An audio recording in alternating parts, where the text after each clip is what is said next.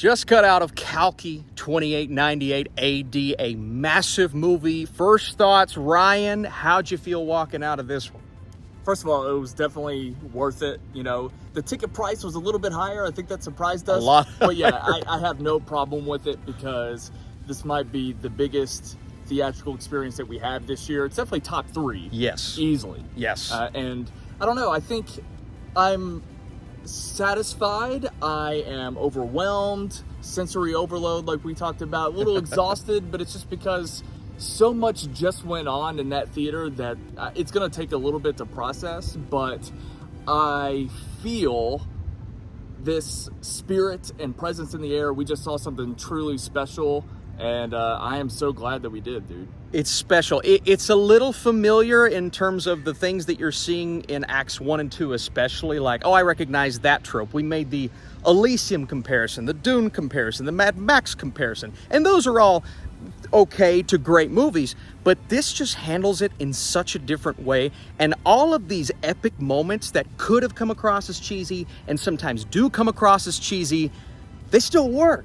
They're still epic. They have you on the edge of your seat. The sound design, especially the sound design, but the music and all of these magnificent visuals, a couple of things that I had issues with visually, but for the most part, it's one of the coolest big screen experiences, honestly, that you're going to have all year. And it's one of those movies you're going to make your comparisons, but you've never really seen anything like it with the lore, the story, this dystopian future that hasn't happened yet, but it's a world of its own, and you explore all of these different places in this world, and each one of them feel magnificent. So Ryan, I found this to be a grand, bombastic, and just overall magnificent adventure, you know, with some things we could nitpick, but I mean, we talked to some of the Cinemark employees just trying to tell them, hey, this is one you need to see because it's an experience overall. Final thoughts? Yeah, I mean, I kind of agree that it's not perfect by any means, but sure. It's one of those movies where, like, I don't care that it's not perfect. And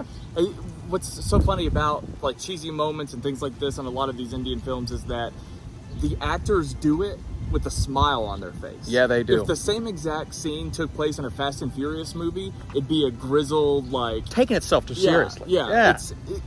The actors have a smile on their face. You know, there's joy behind the camera, and that gives us joy.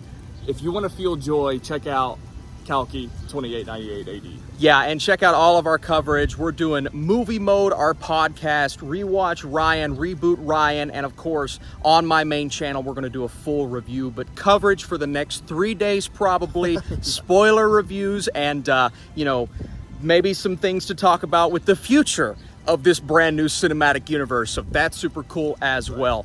So thank you guys for watching, and more things to come.